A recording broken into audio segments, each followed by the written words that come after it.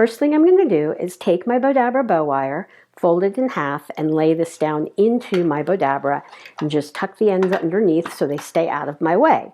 Then I have about 3/4 of a yard of my 4-inch wide burlap, and I'm just going to fold it in half and then take the center and just scrunch that down into my Bowdabra.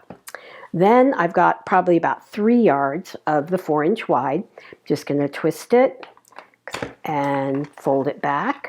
So I'm going to fold it back over, twist it, and lay that down into my Bowdabra.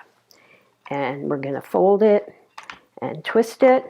This is going to be a very thick bow because this burlap is extremely thick. So we're going to twist it and lay that down into my Bowdabra. And again, I'm just going to twist it and scrunch that down and fold it back over and twist it. And then I'm just going to fold it. So now I have, and this time I'm not going to twist.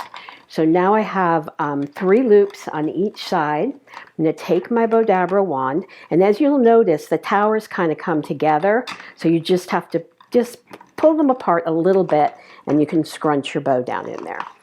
Then what I'm going to do is take this really pretty peony, and we're going to lay that down in the center. And I'm going to just turn this aside here.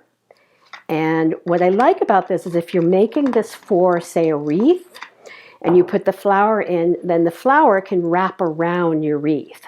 So we're just going to pull this really tight while it's still in my Bowdabra. Pull it tight, pull it out, and we're going to separate the ends and bring it around to the back and just kind of bring this underneath my flower. And I'm just going to pull it really tight and tie a knot. And I'm going to leave this to help tie it onto my wreath. And we're just going to bring these down here and bring this around. And again, like I said, you can just sort of wrap the end of this onto your wreath. And oops, I forgot to take the little label off. So let's get that off there. And now I have this absolutely beautiful finished piece.